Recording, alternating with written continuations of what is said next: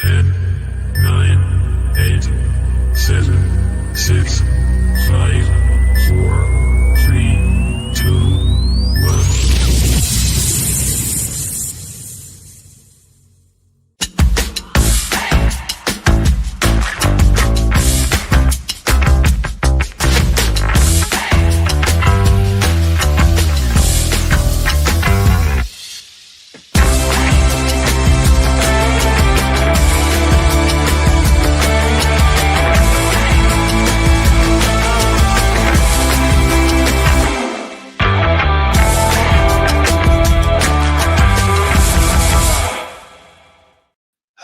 Good evening, everyone. Welcome back to Through Black and White Eyes for the review game. I'm still feeling a little bit under the weather, so I will do my best. Yes, it was very disappointment. Everyone's entitled to their opinion tonight. It's getting very hard to defend, even though I still will. But let's see what people have got to say for themselves.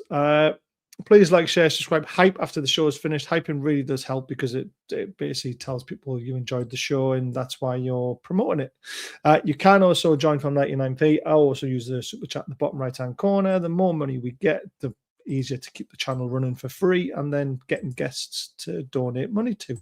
Scott is on the show tonight. Yeah, we all had a great Christmas, kids especially. It's good to be back. What do we think is going on? There's a lot. I hope someone behind the scenes is laying the smack. Do we need to sell any of our big players? We might have no choice, mate. They might want to leave. This is the problem. Hey, Robbie. Yes, I bet you're gloating and very happy because we are here to discuss what can only be seen as a very, very disappointing result.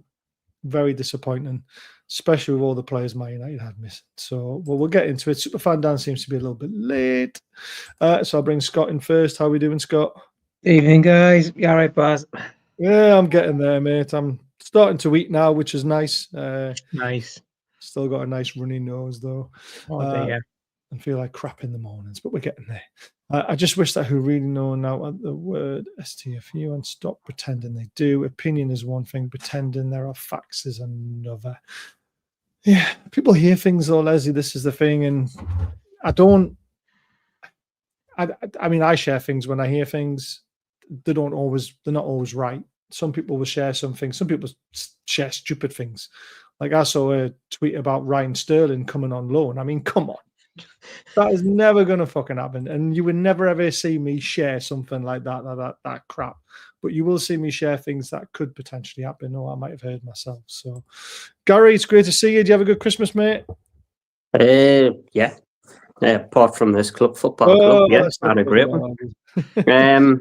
I'm trying to get the dark one as well. Went to sister-in-law's house and kids enjoyed it. Nice. Been enjoying the darts, to be honest. I've got the darts on now. Yeah, I'll just put it on my phone. Yeah. Van der Veen is running away with his game. Yeah.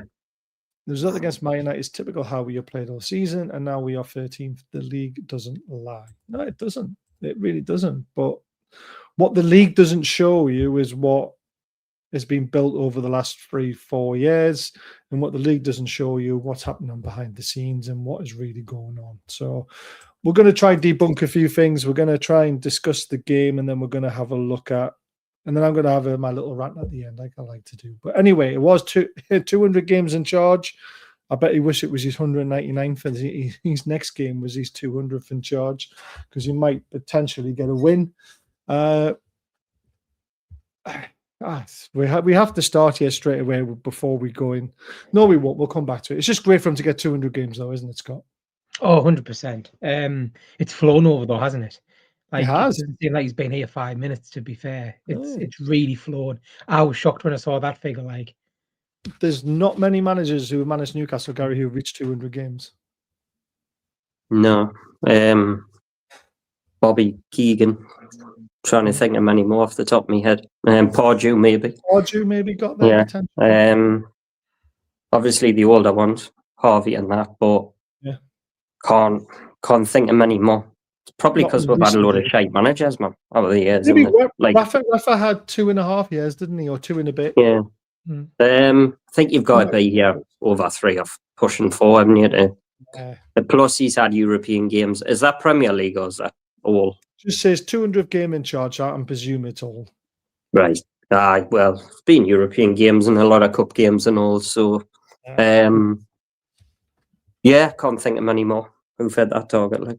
But especially in the Premier League. Right. The game. My God. First half was atrocious. Do you know what really disappointed me the most in the first half, Scott? Was there was that intensity we had against Chelsea was gone. Yeah. How does it just disappear though? Where does it go? What does he say to them before he goes out? He sends them out, and then they lackluster. What happens? Why can't he instill some of that? Right, go out there, lads, and let's start fast. Let's start hard. Let's show these that we're here to win.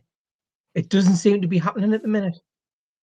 Do you think potentially Almiron's tactics fooled them a little bit? And maybe that's why, because the players were a little bit lost tactically in the first 10, 15 minutes. Well, I know in the build-up he played something different, didn't he? Then he swapped it out, like little mind game type thing, and then Ramsdale goes down with a little bit of a knock, and we change it up a bit. But we've got to be prepared for that away. Surely, this is the Premier League. Eddie's he's not used.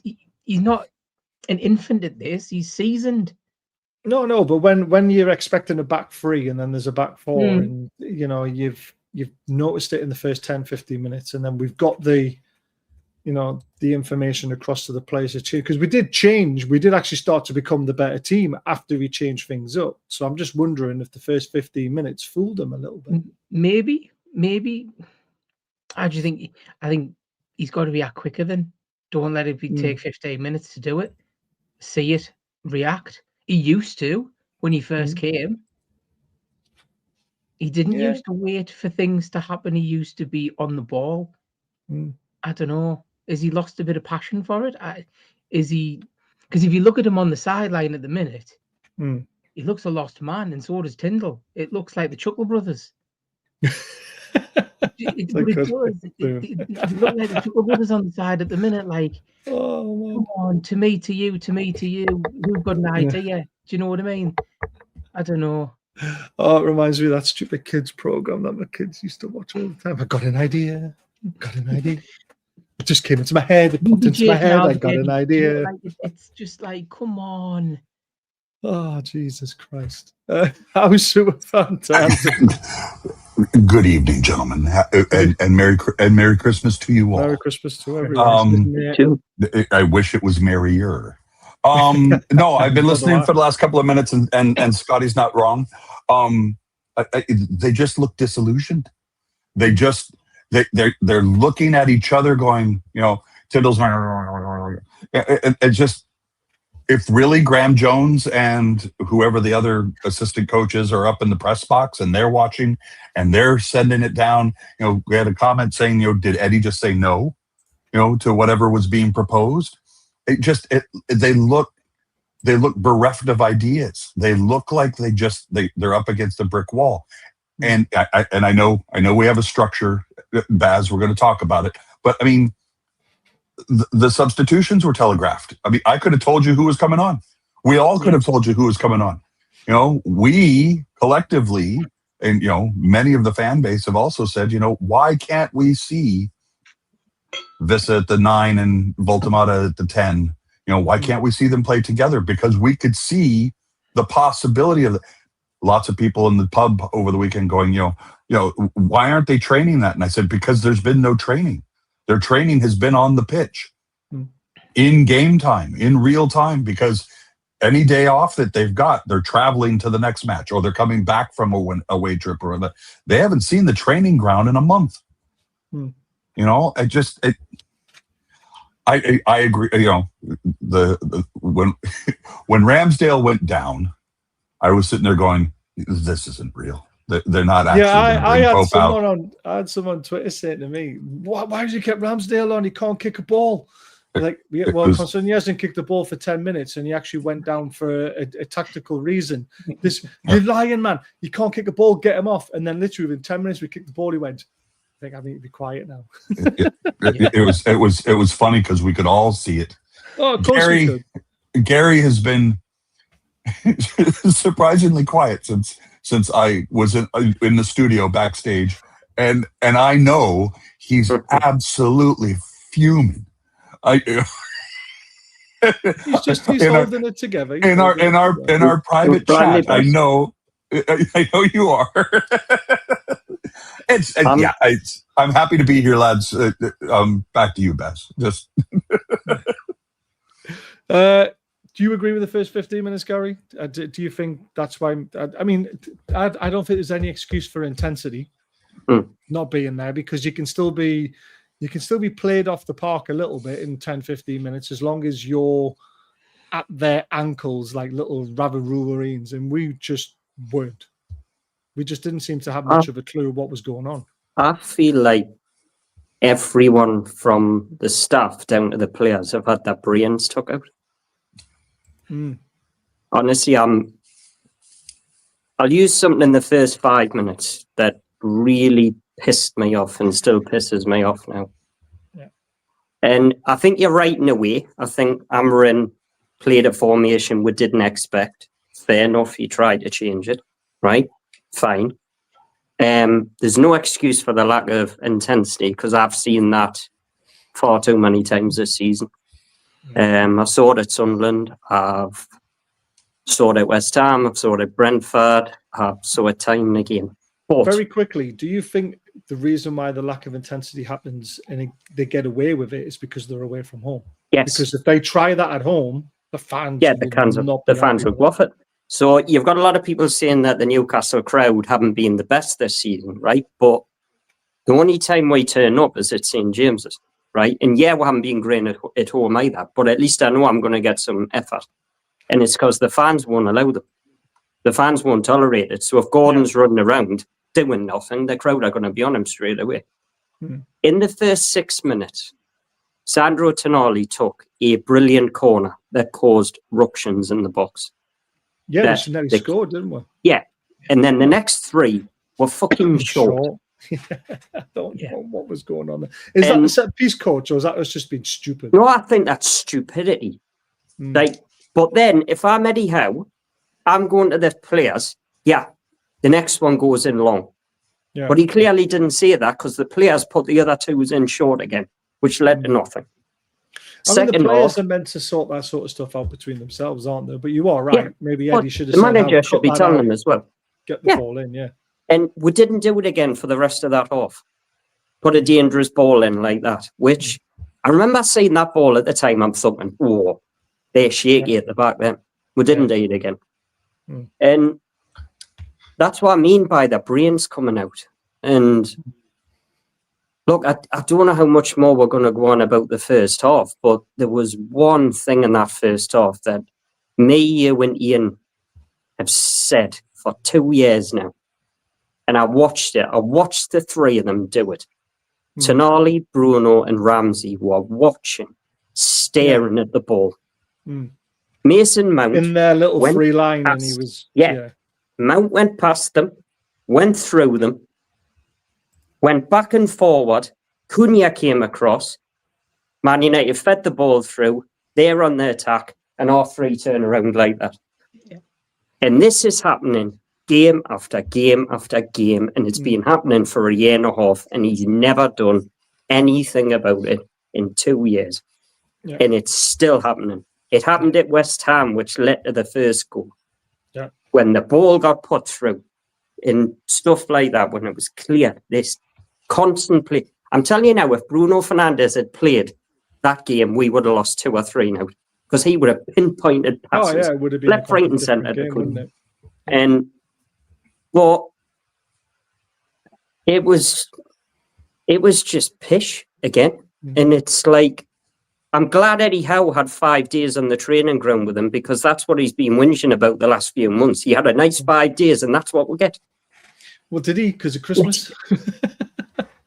I'm not too sure how many days he had, to be fair. And then- but again, he would have had 1 or 2, wouldn't he? And then goes Alanga back- was missing. Lack of heart, probably. You know what? It's just like I don't know. I'm not. Look, apart from one bloke the other day, I saw nothing. Apart from one player. And we know who that player was. We'll get well, to that. everybody does. Everybody knows it. You didn't even have to mention the name. Right. So I have 2 questions, and I don't know where this fits it. Okay, go ahead, Baz. No, just this year, I don't agree with this. You know, we were played off the park. We weren't played off the park. No. Man United were terrible. Exactly. But I don't get why shocking. people think we were played off the park. I just don't get that. Very quickly before you ask your questions, Dan, good evening all guys, Scott, Santa, Baz. Hope you had a wonderful Christmas. Watching the darts, so apologies, dipping in. Baz, what time did the kids wake you up? They woke me up at 5:45. So that wasn't too bad, to be fair. I want to get this one out as well. I know I just said Man United were terrible, but they were still better than us, and they still had the better chances. I don't think they were better than us. I just think they played the perfect away performance at Old Trafford, which you would never expect a Man United team to do. Just sit back and do it. Go on, Dan.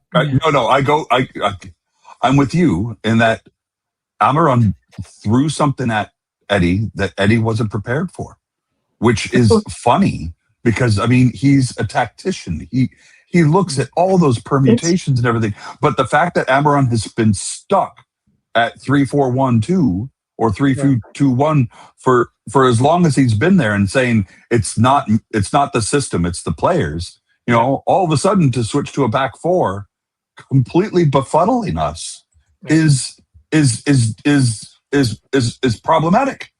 I'm just sitting there going, wait a minute, no, we can't be befuddled by a switch in tactics because we should be better than that. We should be able to change our system to fit that. And what everybody has been complaining about now for the better part of 2 years is we don't change.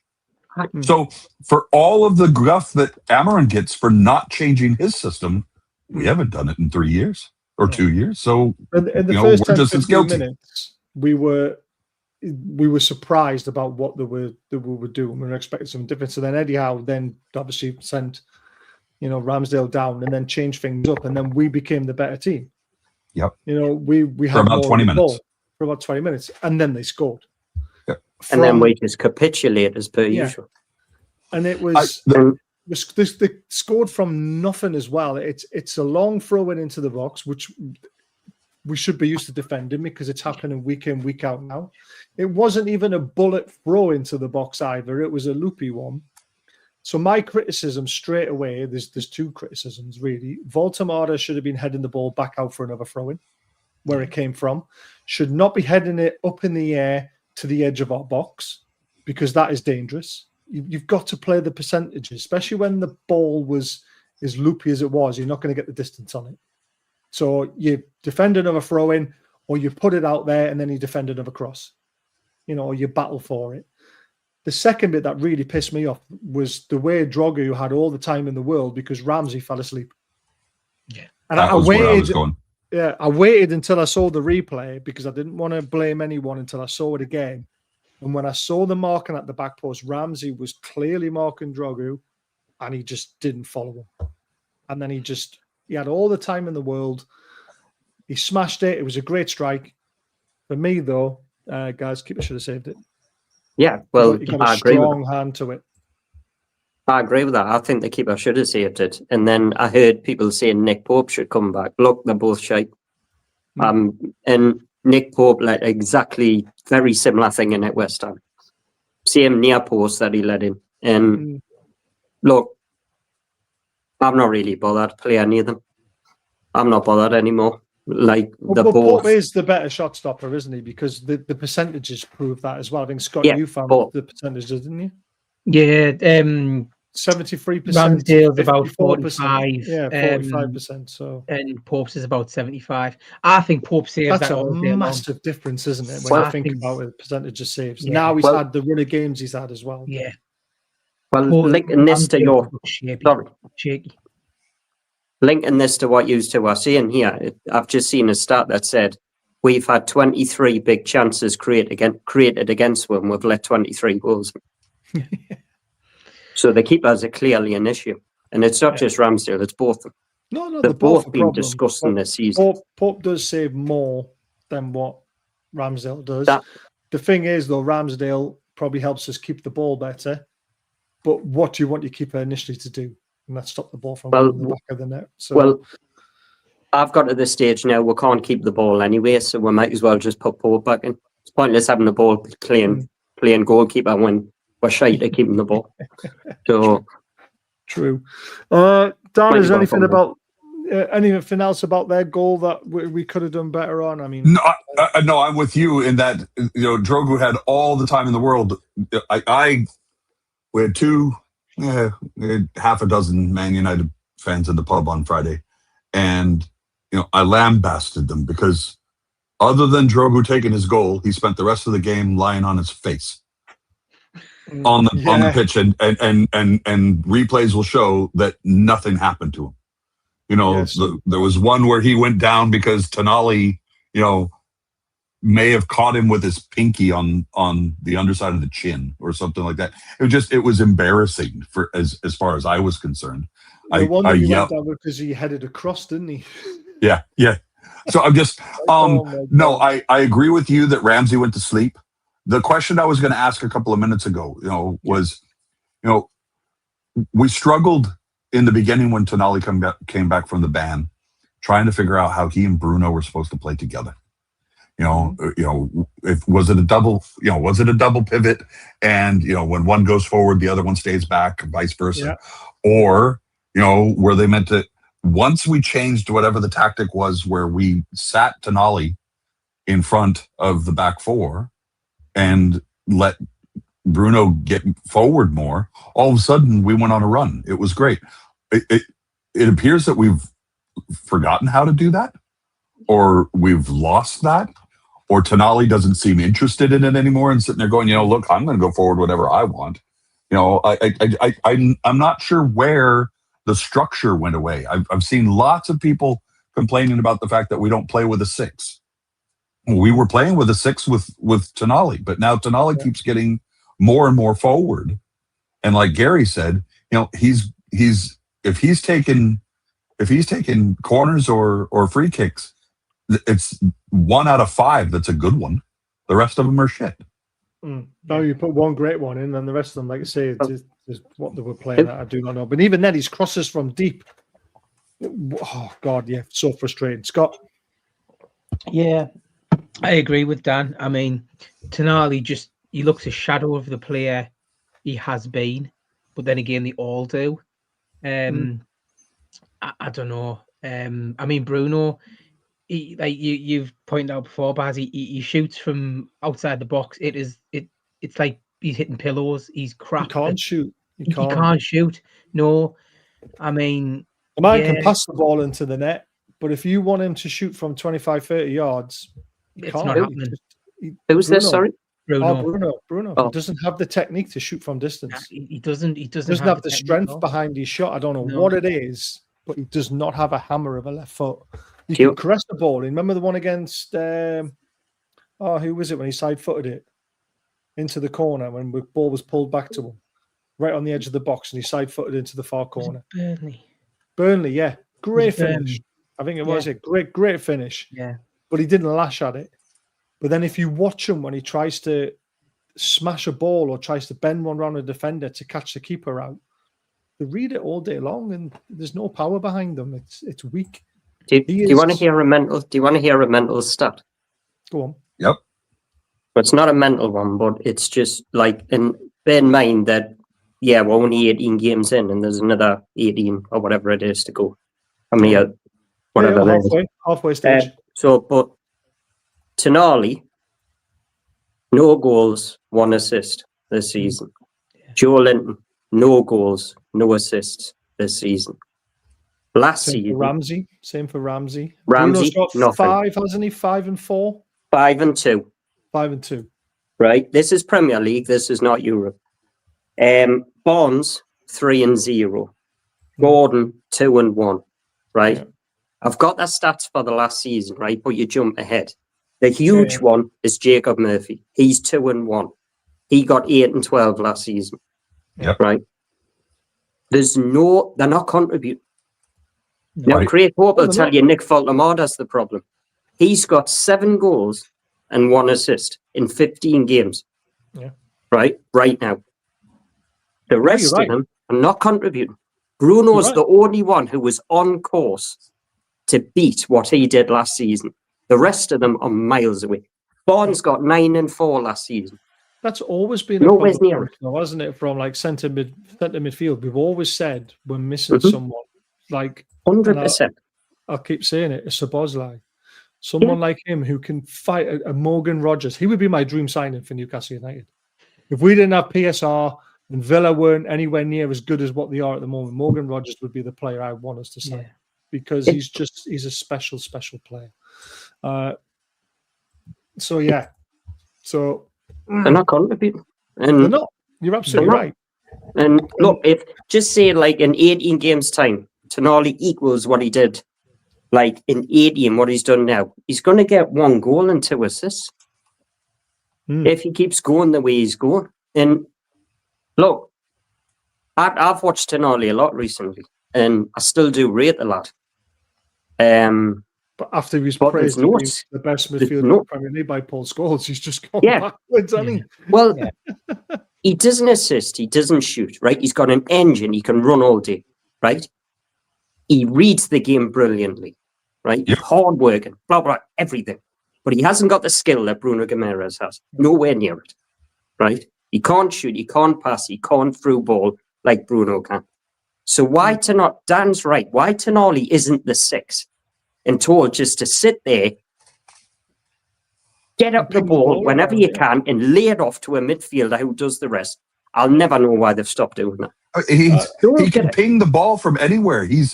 Me, you know, he reads the game so well. That's well, he reads it brilliantly. For me, everybody continues to compare him to Pirlo. He continues to say that he's more of a student of Gattuso. You know, you're just sitting there. Honestly, good night, guys. I mean, I think he's more like a Valderrama.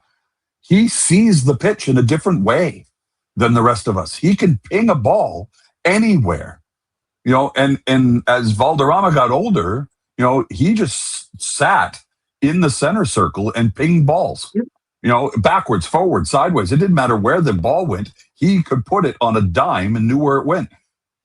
So now he can do the same thing, but he's not doing it now. No. Half the time his passes are wayward. Go ahead. He used to stick out danger so much, though, didn't he, Gary? He used to be the one that when teams were trying to break on us with a pass, somehow we would be there. We'd be like, where did he come from? He's a genius, but Eddie's got him out of position. Yeah. He's pushed him in a line. He's not further back. He's never back. He's never back anymore. I don't know what's happened. Is that because of the press they want to play? Yeah, possibly. It must be Eddie's tactics and him wanting to push up a bit. But it's not working. We're too wide open in the middle of the park. Yeah. And that team right now is crying out for a Kevin Nolan type of player. Yeah. It's absolutely screaming for it. I'm not saying Kevin Nolan. I'm just saying that goal-scoring midfielder. That's what they need. Yeah, and it's, you know what it is? I never thought I'd say this. I'd love to see John Joe Shelby frigging back in the middle of the park at 28 again. Because at least I'd see some attack-minded brilliance from midfield. And I don't know. I think our midfield right now, the midfield 3 just isn't working for me. And in any permutation, Gary?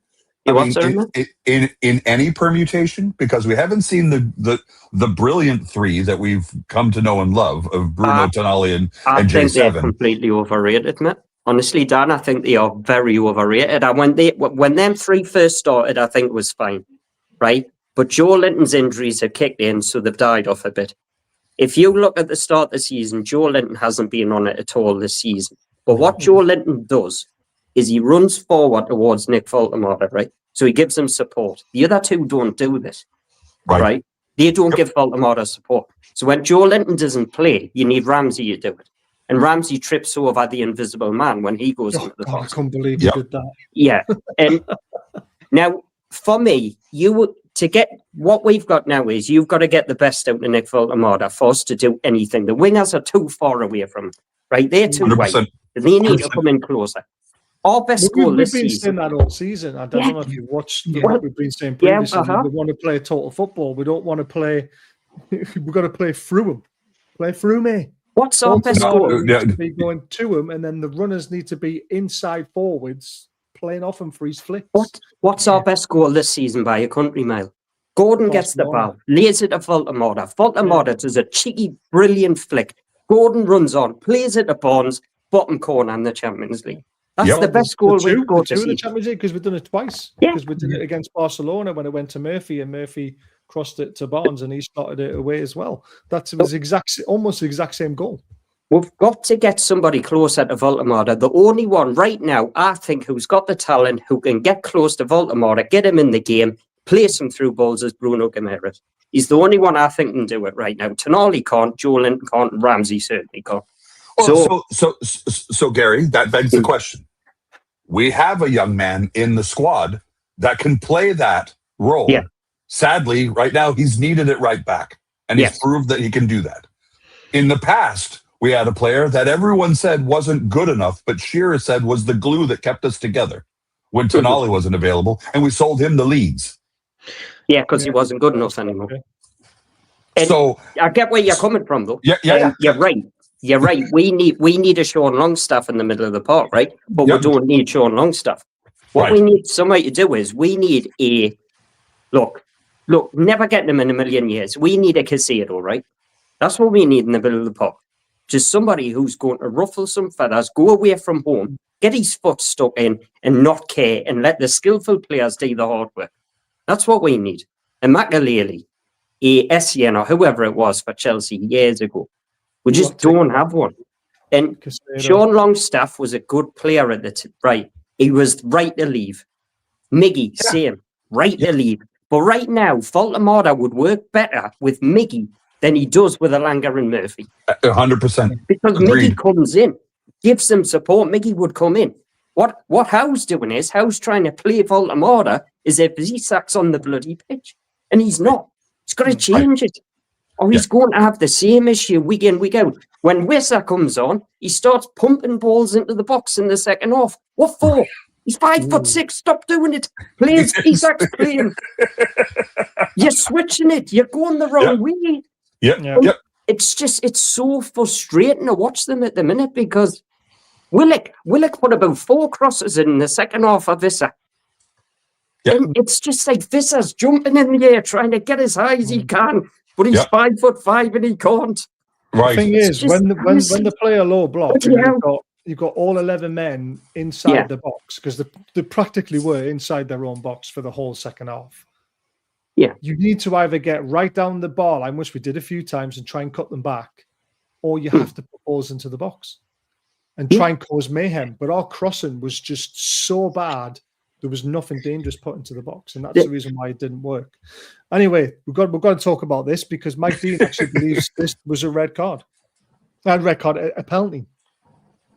I wasn't sure, but when people start talking about it and how it actually happens, the more I think it is a penalty, because they said the reason why his hands were there was because he pushed the Newcastle defender.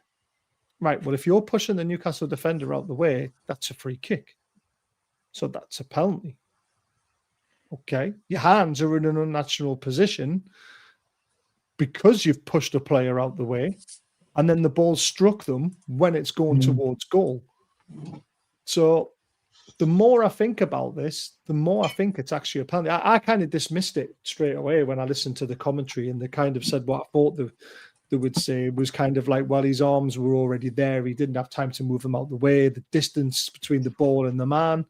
But when you think about why his hands were there in the first place, he's committed a foul. Yep. Yeah. And then the ball strikes him on those hands because he's blocking the goal. It's a penalty. But VAR dismissed it very quickly. I said to the Man United fans in the pub, I said, if it's given, it's harsh. But every time I've looked at it, it wasn't the initial strike that got me. That was the ball to hand. It was when he tried to pull his hands back from fouling Chow that he hit the ball and then it went down to the ground. That was hand to ball. And I realized it was the same movement. It was all sitting right there in front of his chest. But for me, I was thinking the initial contact was harsh. The second contact was 100% handball. And I would like to have seen the penalty given for the second contact rather than the first. Because you're right. His hands were up because he was committing a foul. Yeah. Scott, your thoughts on the penalty? I mean, like you say, yeah. I mean, I dismissed it straight away. I think maybe because of the commentary as well. But actually, when you look at it back, yeah, we've been robbed yet again by VAR. It's just too well. I mean, yeah, the Gordon one. I said it was harsh. I said it was harsh, Pats. But it was definitely a PK. Yeah, Gary, do you have any other? Didn't think it was a penalty at the time. But to be honest, nobody knows what the rules are for handball these days anyway. Because I mean, in a couple of weeks' time, something like that will happen. It'll be given as a penalty. And I've just watched one of the worst penalty decisions I've ever seen in my life a week ago, not given. So now it shocks me anymore. If that was given and we got 3 points, this game might have been so different as well. Which is a frustrating thing. Well, at the time, I didn't think it was. Look, if the FA or whoever makes these rules would just come out and go, right, you touch the ball with your hands and your hands are above a certain place, it's a handball, then we wouldn't have this problem. Just give a penalty. Right. But that way we all understand it. Yep. Yeah, they just don't. Apparently, it's gotten to be in a certain position, but his arms are up in the air, and I don't know. Honestly, I couldn't tell. I mean, when a former referee like that comes out and says it's a penalty, they mean it's a penalty in my eyes. There we go. Yeah. Right, you mentioned the substitutions. Obviously, we all saw it happening. We all saw Wissa coming off of Altamada. We saw Murphy come. I thought Murphy was terrible, by the way. Yeah, he was. I think that was one of his. And this is what I really can't stand about Jacob Murphy, is that you'll turn up against the weaker teams. When you play against a Man United away or Chelsea away or Liverpool away, he goes missing in games every single time. And honestly, he does. It does my head in, because you expect more from him with what he does. And then, of course, there was the other Ramsey for J7, which had to happen for me. 2 seconds. Yep. The reason why you're not seeing Vissa and Voltamada together is because of the fixture congestion. Yeah. This is the reason why, and I'm just giving you an answer to why you asked that question earlier. Why we're not seeing them? It's because if both of them on the pitch, they're not getting rested. And if we had an Asula that we could mix into there, it would be a different thing. Yeah. It's a different kettle of fish. No, my comment was about Jacob Murphy. The problem that I had with Jacob Murphy on Friday was he was meant to be playing up front, and I kept time and time again. We kept seeing him playing back at right back, and Miley was overlapping in our half. I'm just sitting there going, why are we doing this? If Miley is the right back, then Miley should be playing. That's his touch line from end line to half line. That's his. Murphy, get forward. But we kept seeing was an overlap, but it was playing out just outside our 18. And I'm sitting there going, there's no reason for Miley to be ahead of Jacob Murphy there. So you're absolutely right. Jacob Murphy was pants, but at the same time, he kept playing himself out of position. I'm sitting there going, what's going on here? Well, a lot of times he was covering for Miley because Miley bombed up front, and then they're obviously worried about the pacing behind, which they shouldn't be. They should be both there. It's Luke Shaw, for Christ's sake. Yeah, I think it was more the other attacker who was on that side. I can't remember who it was. Dallo. Yeah, it was Dallo and Cunha. It was Cunha. I thought Miley did all right about Cunha. Agreed. He did, yeah, he did. I tell you what, we got very lucky when Sesko hit the crossbar, because that was why did Sesko get that shot? Can anybody remember what happened? Bruno Guimaraes was pissing about in his own half, and I love Bruno. I love Bruno. He's one of my favourite players. But my God, just get rid of the ball, will you? Yeah, For Christ's sake, stop slayed pissing him. around with it. Yep. And that's where that shot come from. Yeah, Yep. that was And- one of my rants on Twitter. Not only that, the defender was so deep he kept him onside, because when I Well- saw the replay, I went, "Oh, he's offside anyway." Well, And then there was a defender right in the far corner. I was like, "What the hell? Why is he there?" and that wasn't even the worst one. The worst one was when I thought Boomsong had returned with a long ball over the top. And I still don't know what the defender was doing. Oh, I think it that was Shaw. I think Shaw was Yeah. expecting Hall to come across. Yeah, And Hall and didn't. well, Shaw's the centre back. I'm sorry, like I me, know. he deal with it. And he literally just watched it go over his head, and Dallo missed an absolute sitter. Hmm. And Yeah. I'm looking and I'm going, what the heck? And that's when I thought his Boomsong back. And it was, I don't know. Look, everybody knows what I think of Fabian Shaw. I was even like calling for him to come in next to Chow, blah, blah. Some people are saying they can't play together. I'm going to be brutally honest. I think Shaw's legs have gone. I think you're I'm right. sitting, I think he's done. Yeah.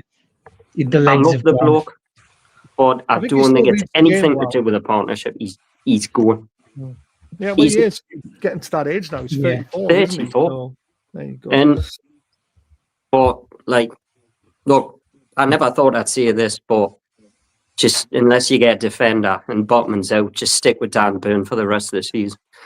Just do it, because honestly, If we had him, Gary, we Well, won't have him until mid-January well, at this point. exactly. So- But I'm not calling that. Look, nobody's calling for Dan Burn to, like, we need to improve Dan Burn as well. I'm not calling that. But that Dallo chance does not happen with Dan Burn on the pitch. There's no way he lets that go through.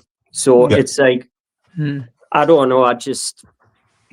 And if we buy a centre back and Botman decides to come back at some point, because I still don't know what's the matter with him, then fair enough. But Bad back, apparently.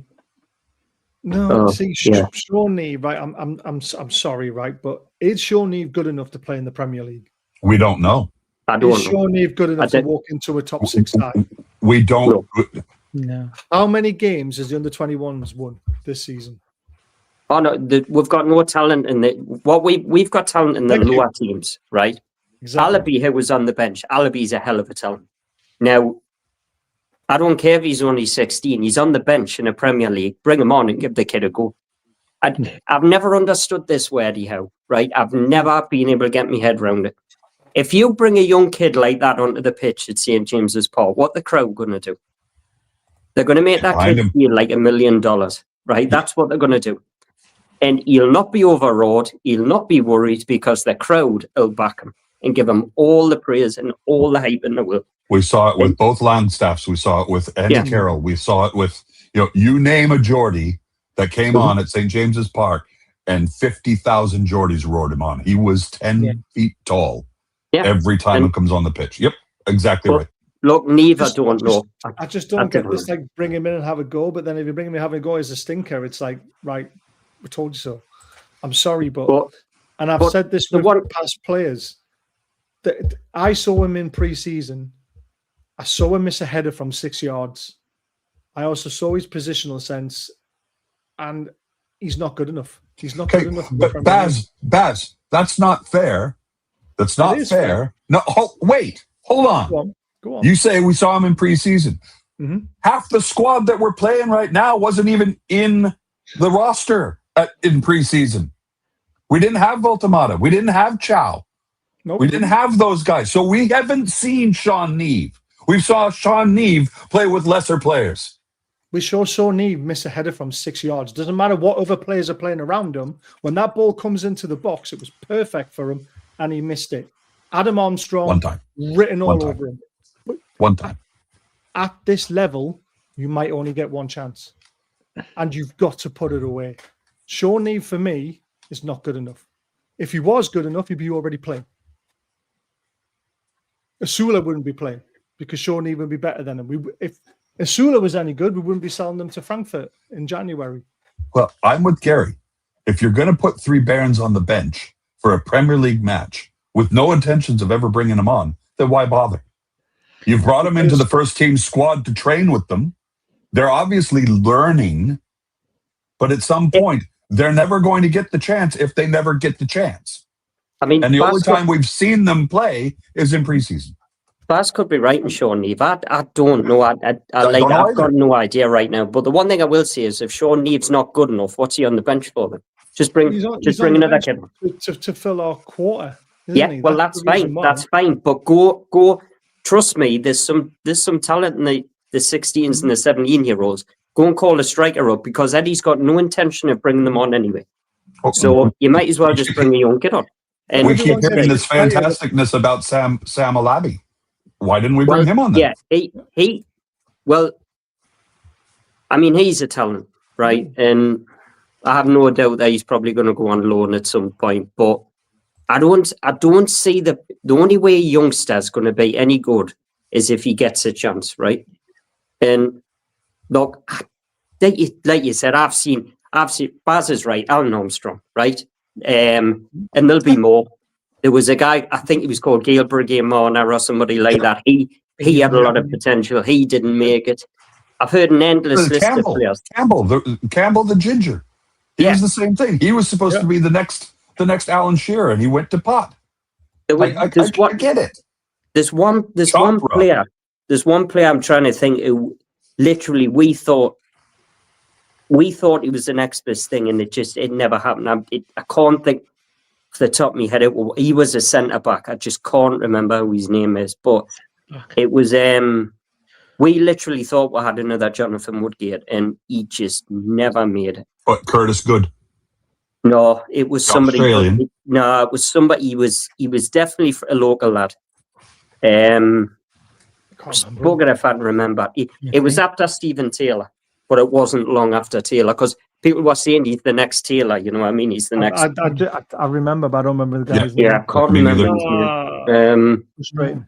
No, we also thought we had a world beater in Harris Vukic, but we never saw it on the pitch. Yeah, every time he came on, he ran around like a headless chicken.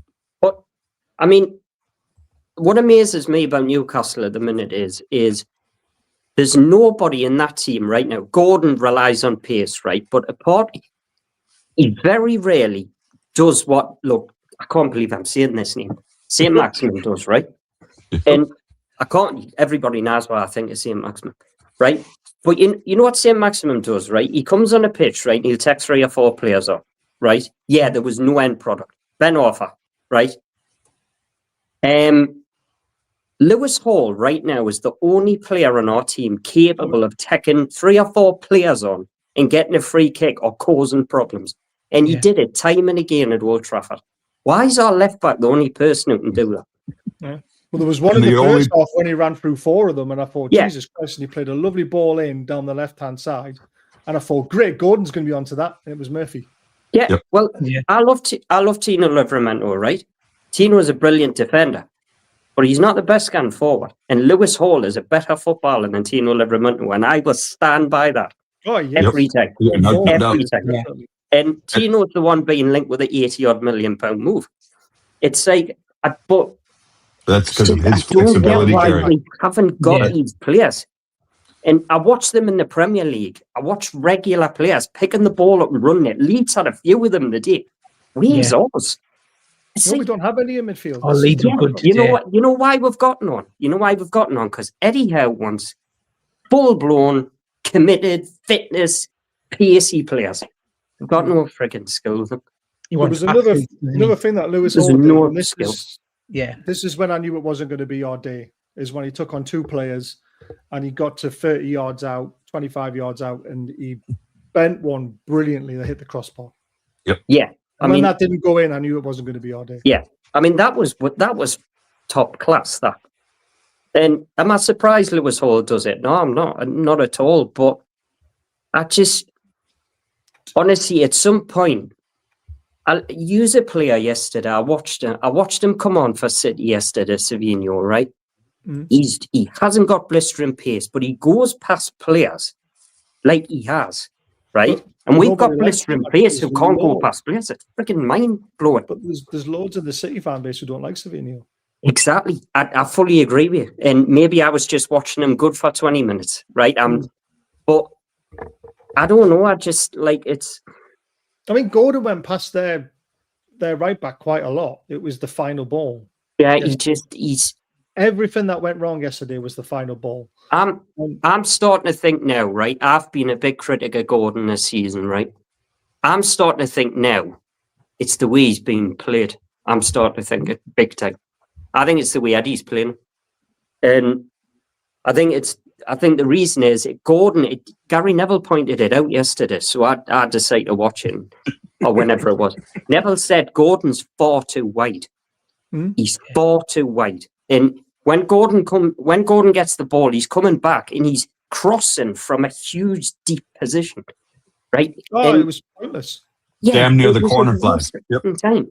And when Gordon's at his best, when he first come here, Gordon was literally, he wasn't pushed out right on the line. He was cutting inside. He was on the edge of the penalty area. Corner of the 18. Yep. And I don't know, it's just that there seems to be like this, the team, the players, the manager, just all over the shop. Why Gordon never takes a free kick, I will never understand, because he can take a penalty like that, but we'll get Fabian Shaw taking free kicks. Oh, that really frustrates me. Just all Never over again, the shop. please, never again.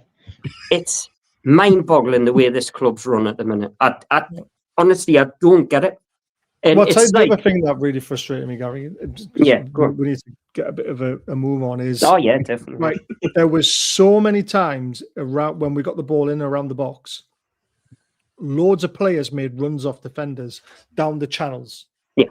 Right. Not one person tried to play the ball into that channel. No. Yeah.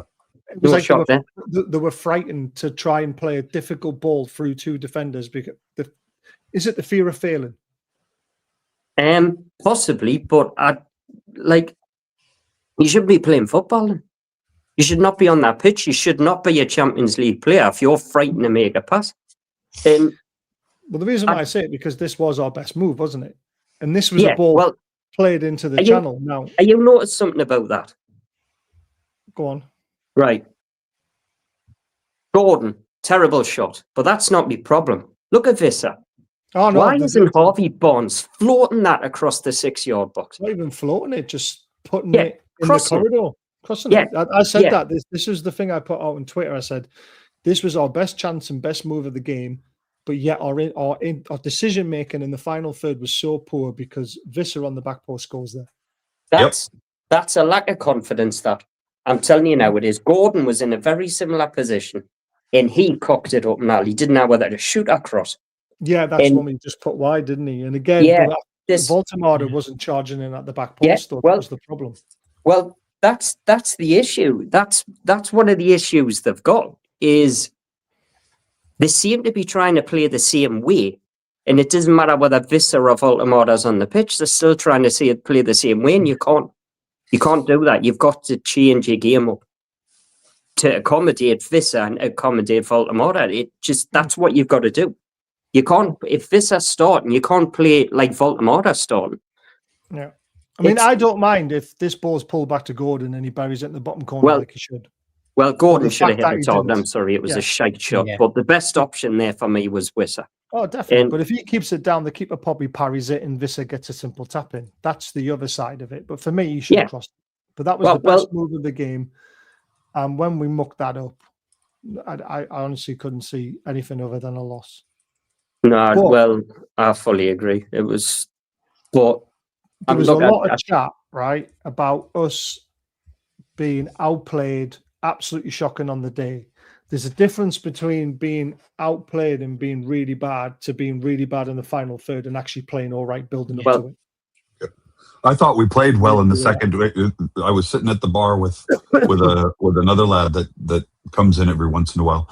And he was saying, the goal's coming. The goal's coming. You can see the goal is coming. But yet we couldn't see I didn't see a goal coming at all. At one point, this is why everyone thought it was coming, though, because we had 43 touches in the opposition box. That's the highest we've had all season. As the game went on, right, I thought Man United, like Mason Mount went off at halftime, and they brought a kid on for his debut, Amrin. Fletcher went absolutely nuts in the second half of these substitutions and his tactics. He was all over the shop. And people were saying, tactically, Amram did well. Second half, he was atrocious. Yeah. And Yeah, but like I said, Gary, we telegraphed ours. We knew who we were going to get put on. Yeah. Oh, well, I can predict Eddie Howe's subs every game before they come on. I know who he's going to bring on, and I think you probably do as well. Yeah, 100%. And I think when we play Burnley, when do we play Burnley in a few days' time? I guarantee the midfield will be Joe Linton, Tonali, and Bruno against Burnley. I'm calling it now, right? And the wingers will be Harvey Barnes on the right, Gordon on the left, and depending on this, you'll go. I don't know yet. The back four will pick itself. That, and you'll put Pope back in.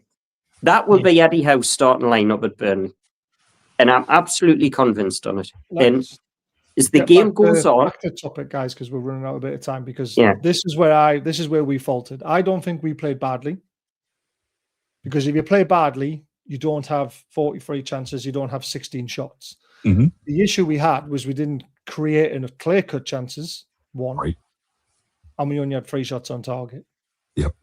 Now, I would rather have this playing badly than having them with 67% of possession and us with 2 shots on target and only 5 shots at goal, because that shows you're not keeping the ball, you're not that. So there is positives to take from the game, even though they're very small positives.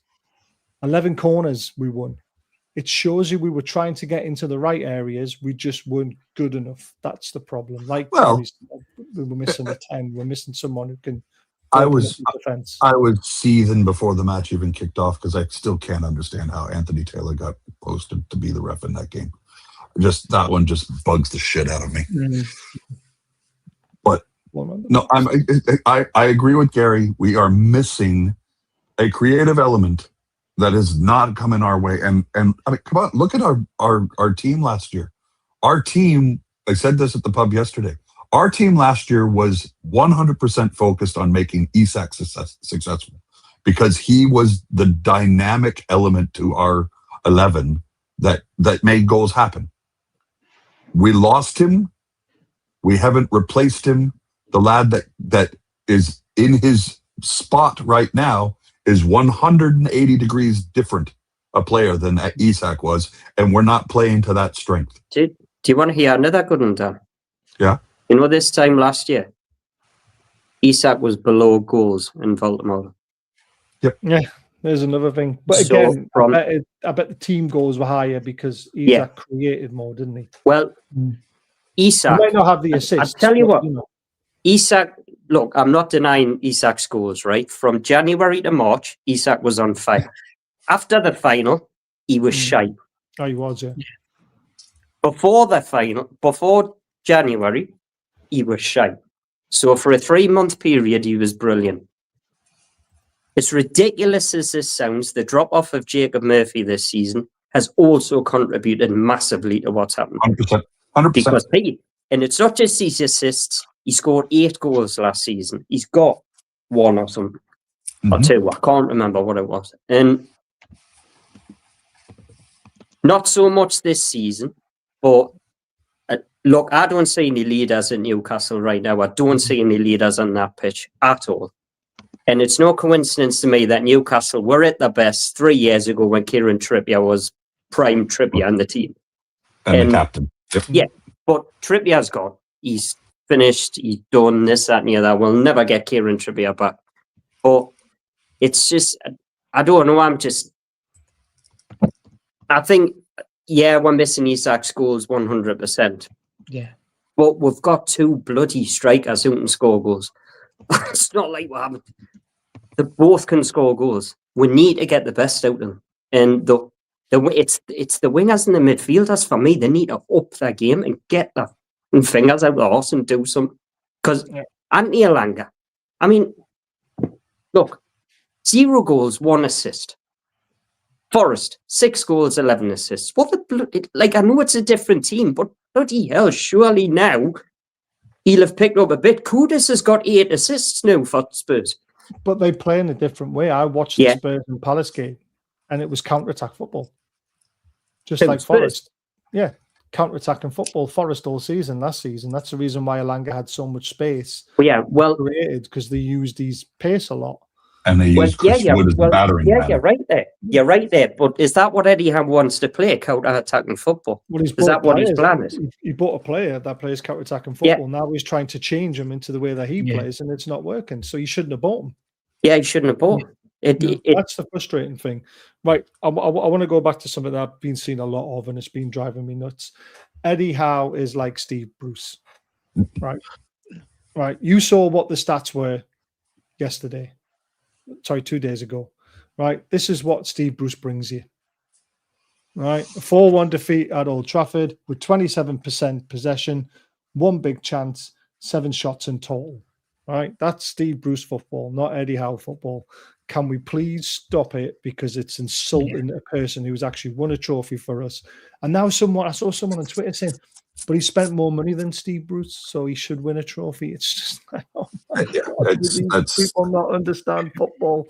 It's like, come on, guys, right? Steve Bruce was an absolute cancer to our football club, along with the owners we had. Our new owners give him 1 game to get his 1,000th game in charge, and then got rid of him as quickly as they possibly could, because they knew he was shocking. And then look at what happened to our football club.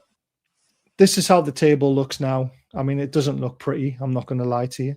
But we dropped Spurs one. Yeah, we've dropped. Yeah, I thought 113. But still, 23 points to 29 points in 5th. It's not beyond the realms if we somehow pull our finger out of our backsides. I've got a feeling, though, we're doing a Spurs or Man United this season. Because 100%, I completely agree with you. Yeah, we're in a huge transition. Do you know what it is? The next 5 games, right, will tell me, because the next 5 games are completely winnable. But West Ham haven't won in 7 games. Have a guess who the last team that won was. If we think we're going to get into the top 6, apart from Man United, and get draws or wins, it's not happening. It's absolutely not happening right now. Yeah, I know they did it last season at times, but that team had more fight in them. They had more belief, they had more confidence. And right now, they haven't got it. It's just not there. And I think Baz is right. I've ruled Europe out completely. Right now, I just can't say it, and I think we'll be lucky to finish top off. Unless we get a couple.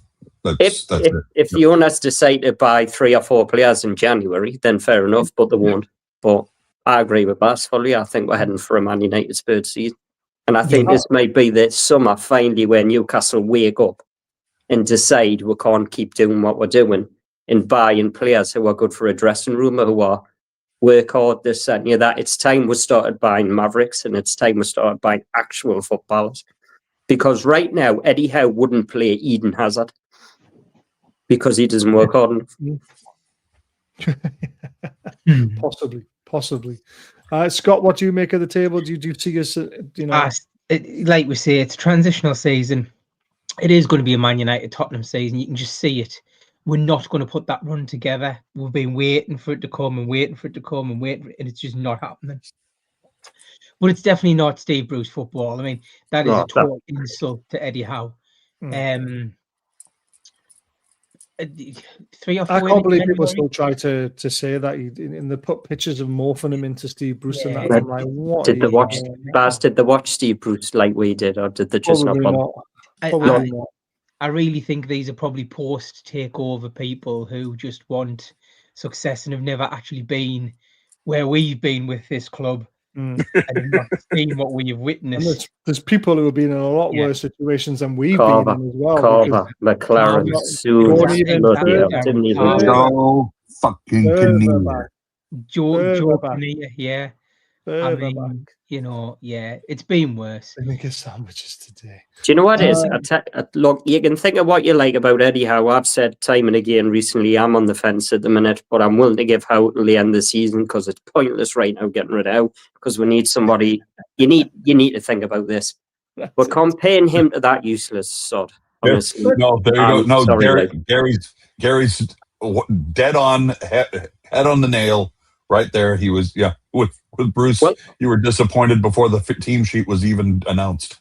Well, I'm telling you now, if you think Eddie Howe's like Steve Bruce, right? get used to away defeats and home ones, because that's what will happen. At least we'll win at home under Eddie Howe. That's the one thing I will say. Because we won't under Steve Bruce, that's for sure. I mean, he pulled off a miracle every now and again, but there wasn't many.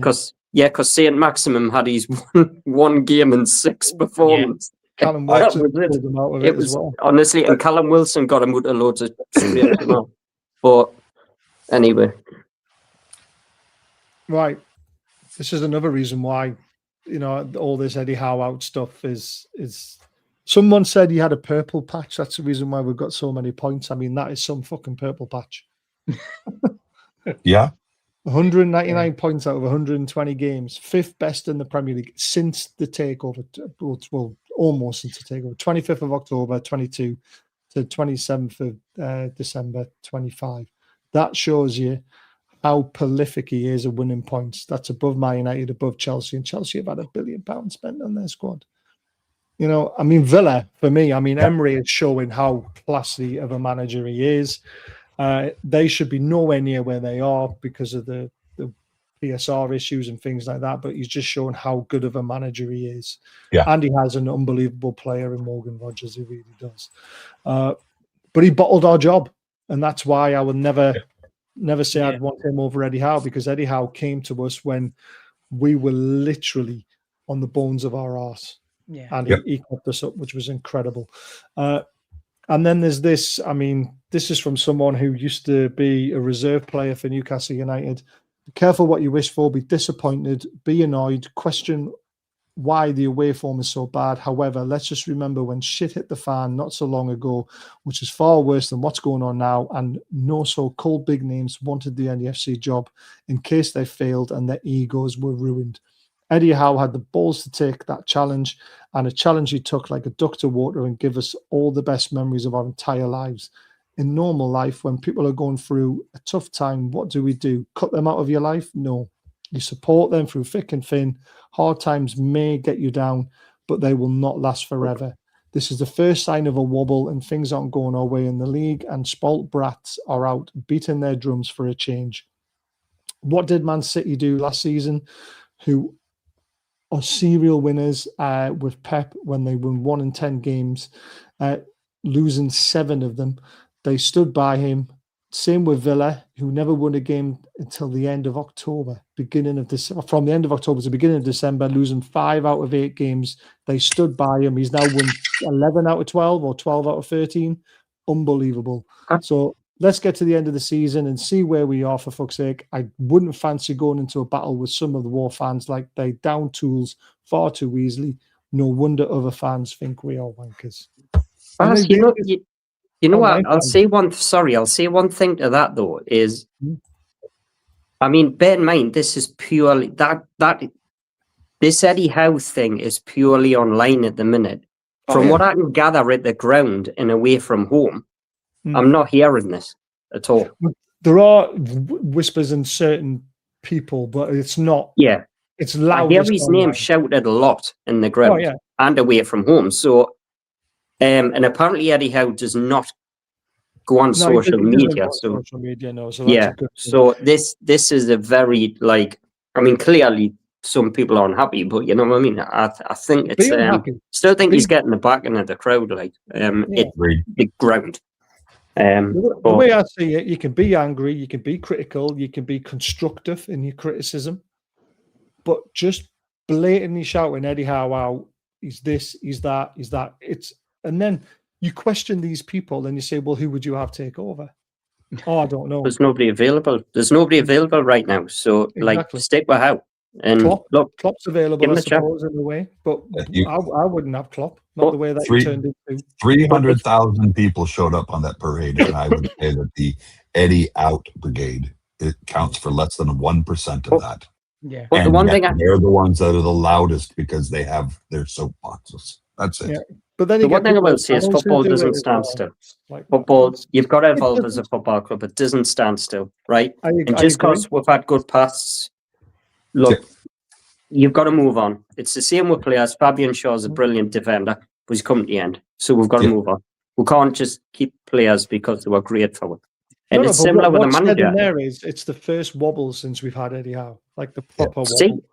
Yeah, I think it's a proper wobble. I think this is there was a wobble a year ago, and then we went where there was people, but not as bad as this.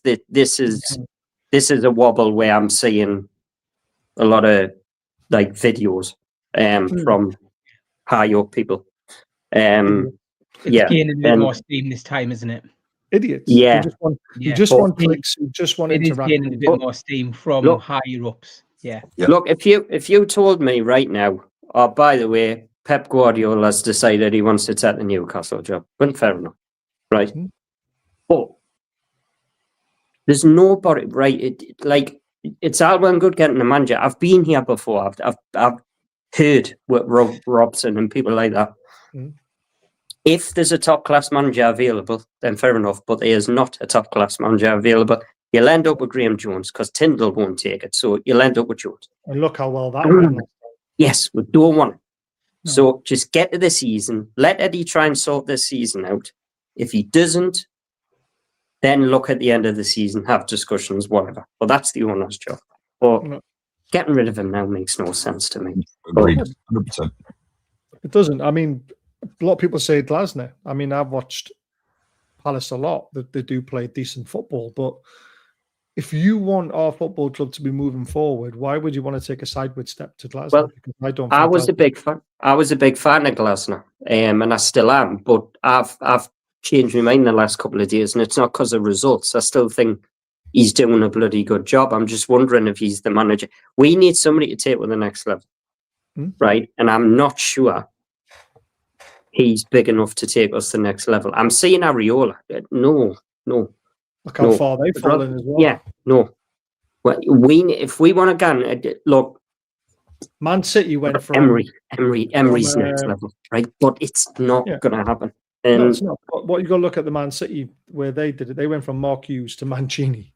Yes. Now that's the kind of step up that if we want to move forward as a football club, and Eddie Howe isn't the man, which I still think he could be the man. That's the kind of step up you need. Not a Glasner, not an Areola. You're just taking a sideways step.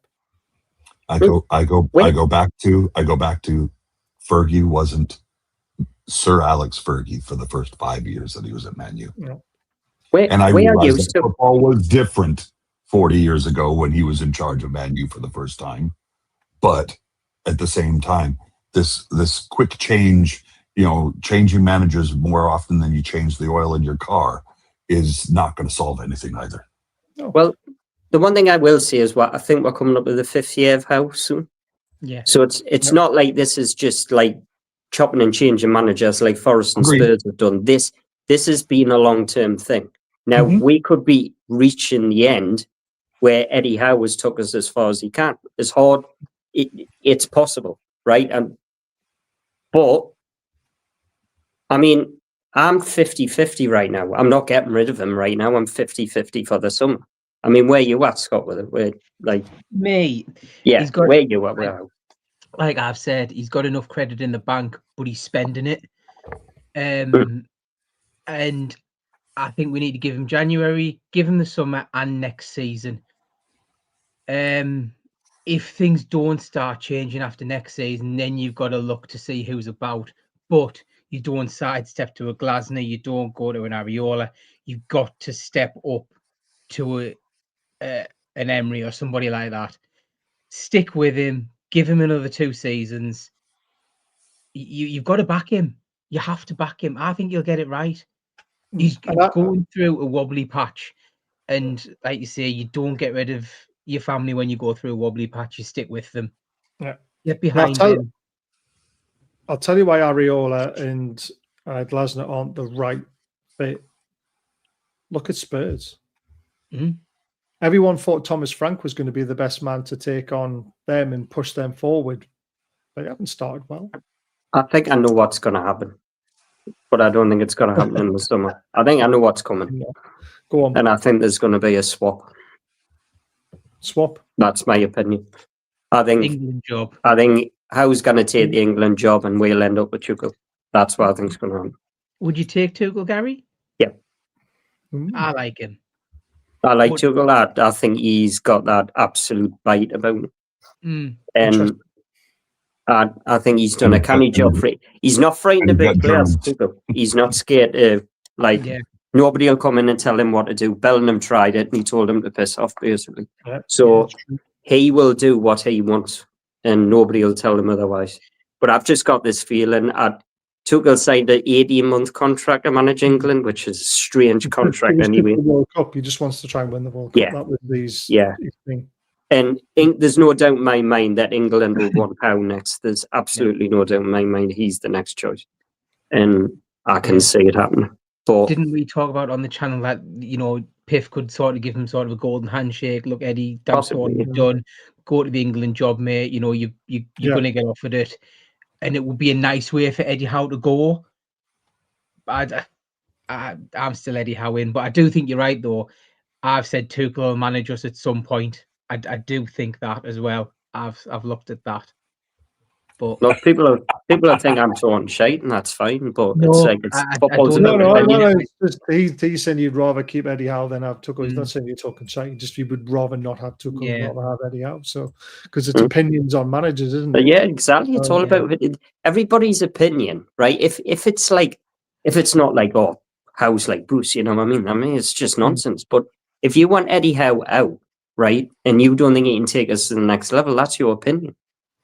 And it's like, if you've just got that opinion, you tell your mates, this, that, and the other, that's your opinion. It's like, it's what you believe in. It's like, we're all different. We've all got different opinions. And there's people in our group bars that I never thought would have been Eddie Howe out and not starting a turn. I've seen it in my group. And it's like 50-50, isn't it?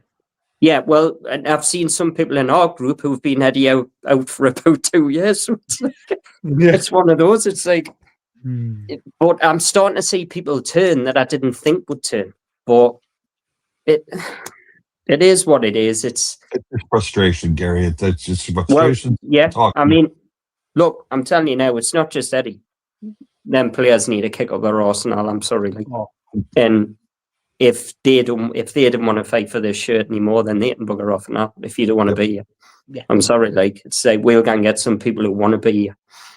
And the one thing I do know is Nick Voldemort wants to play for this football club, and nobody will tell me otherwise. And I keep saying, it's pissed me off tonight. I've saw journalists and a lot of people on Twitter saying he's the problem why we're struggling right now. We would be near the bottom if it wasn't for Nick Voldemort this season. Agreed. He's got his issues. He needs to be stronger. He needs to get in the box better for me. He needs to be more clinical. He needs to be more greedy. Right, needs to come across a bit more, but he's not the glaring issue in this football team. He needs a pre-season with us. That's what he needs. He needs a pre-season. He needs an Eddie Howe. He needs a whitewater rafting. I mean, Hugo Ekitike has got 7 goals this season. Hugo Ekitike has got 7 goals and he's been absolutely incredible. Baltimore has got 7 goals, and Liverpool. We've been poor all season. He's living off scraps. And he showed at Chelsea what he can do. Dominic Calvert-Lewin's got 7 as well, hasn't he now? Exactly. Yeah. And it's like Sesko's got 2. Joe Pedro's got 6. It's like Voldemort, there's only one player. Thiago's ahead of him, but there's only one player that's massively ahead of him right now. But this bloke's massively ahead of everybody. So it's...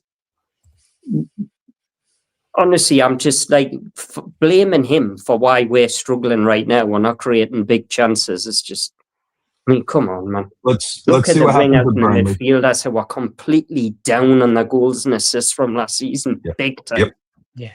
Joe Linton's contributing nothing, whereas last season he was. Joe Willock's another one who was contributing a couple of years ago. He's doing nothing, and it's just everything's dried up. It's all gone stale. And our defense is unrotatable at this point, just like we were last season or the season before, where we were forced to play the same back four 90 minutes after 90 minutes after 90 minutes because everybody else was injured and we couldn't go spend.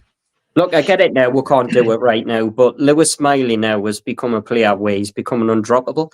And once Tino's back, Lewis Smiley starts as long as he can start in the middle of the park for me. Agreed. And I had would, someone trying to argue with me on Twitter that Lewis Miley needs a loan. I was like, what you on about? I said he's playing at right back because we've got nobody else. If he wasn't playing at right back, he'd be in the centre midfield right now because J7's not fit. I was like, what planet are you living on? He's the last player we loan out. He's the last player. You know what I think? Do you know what I think Eddie Howe's going to do? Right? You know, if Eddie Howe, the owners decide to back out, right? I've got this sneaky feeling, right, that Tonali's going to go in the summer, and I think Eddie Howe's going to try his utmost to convince Elliot Anderson to come back. Whether that happens or not, I do not know. Right? It probably won't.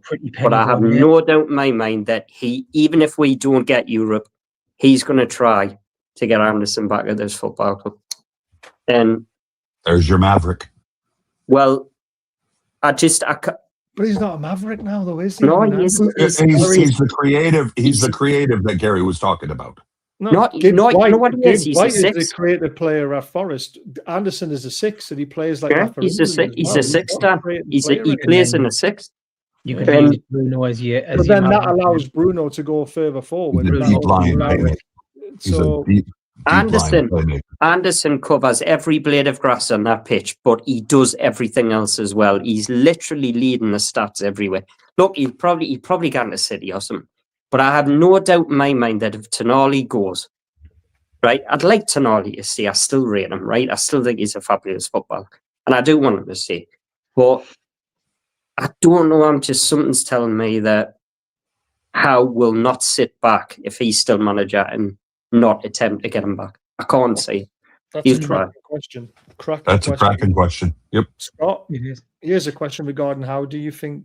Who do you think spotted that Miley was capable of playing at right back? Blade's right here. Look, Howe's got his problems, right? And Howe's issues are in game for me. The one thing he hasn't got a problem with is developing players. Me and Baz have said this time and again. His coaching's good, right? He's brilliant at getting the best out of players. He's brilliant at formation changes. Joe Linton, blah, blah. He's brilliant at coming up with ideas. It's his in-game management for me where he's struggling at times. And his subs I think we all agree with that. His subs are always telegraphed. He doesn't seem to change things. He always changes things in a subtle way. That's the problem. I mean, he does have a plan B. He does have a plan C. Because if he didn't, we wouldn't win football games. It's as simple as that. Sometimes looking at Miley at right back, it's worked for him. Did he see it? Did somebody else see it? We don't know. You'd like to think he saw it because he's the man watching them mostly. So, I mean, he's probably going to play a right back against Burnley. And he has to because we still don't have a right back, do we? And then this is where everyone says, well, why aren't we using one of the right backs from the under-21s? It's because they're not good enough. That would be the perfect example right now, rather than playing Miley at right back, keeping him in midfield and bringing in one of the under-21s. See, then again, I would probably give a shout at the 21s though.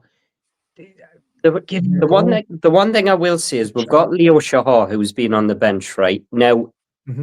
I don't look from what I've heard. There's something there, right now. Newcastle did a video. Yeah, he was on the bench at Man United, right? But they did a video on him on YouTube. The club did a 30-minute video where they followed him, did this with him, this, that, and the other. If he was shite, I don't think the club would do that. Don't think they would put the effort into a young player who they didn't believe in or who Howe didn't believe could make it. That's pointless. That doesn't make any sense in what you're wasting your time for. So they clearly believe in this kid. So maybe if we do get another injury, we've got no other choice. But to be honest, if Miley got injured, he's going to have to play because there's nobody else. Yeah, unless he goes free at the back. But we haven't got free centre-backs. Yeah, we've got no. I mean, you're getting to the stage now where one of us will be getting a call. But it's like... It's... Not with my back. Give him 20 minutes, not 90. But you know what it is? I freaking said this at the start of the season. We didn't have enough fullbacks. I remember seeing this. This was before Matt Target left. Said we needed a bloody fullback like an Aaron Hughes.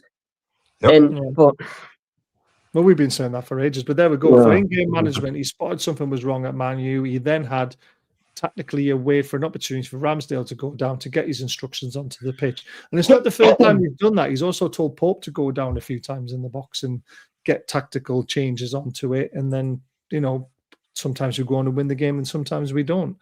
But I don't believe that result yesterday was down to Eddie Howe. And I will say this again.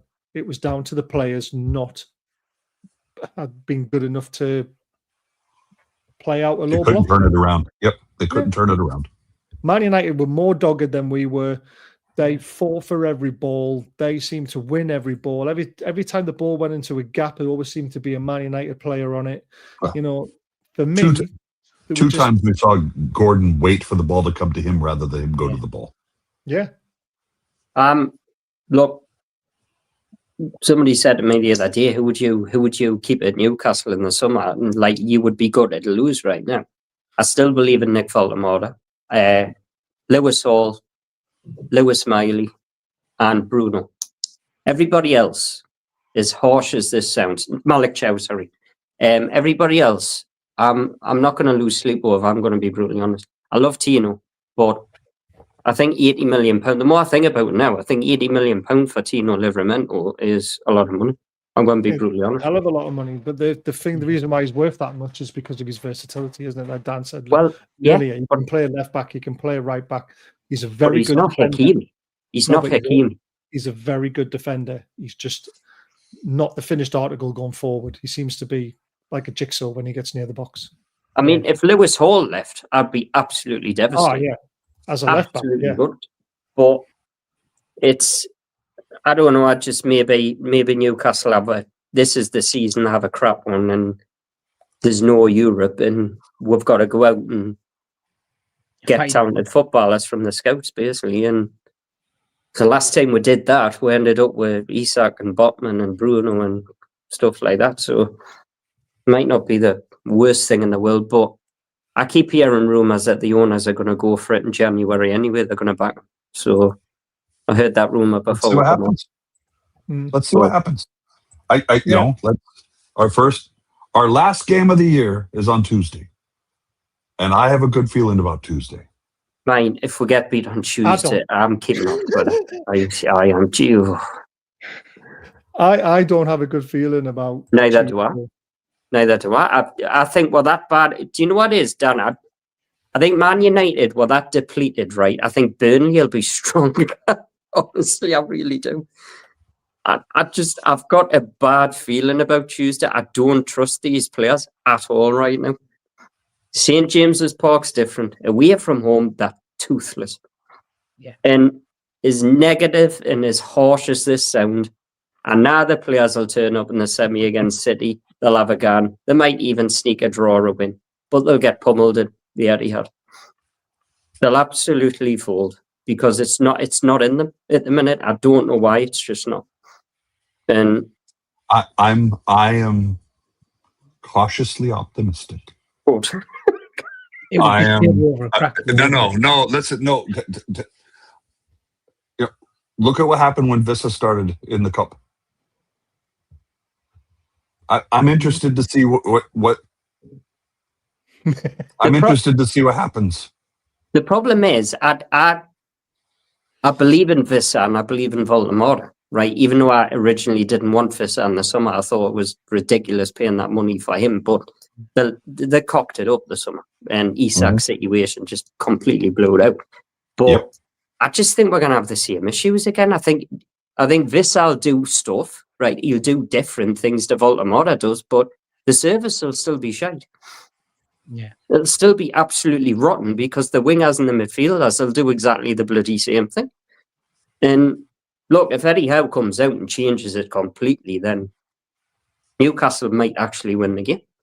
And look, I would go 4-2-3-1, mate. I would completely change it up. I've seen a few teams this season. Leeds did it the day, I think. I think they were 4-3-3 in the first half. Then they changed it up. And Leeds dominated the Macnams in the second half.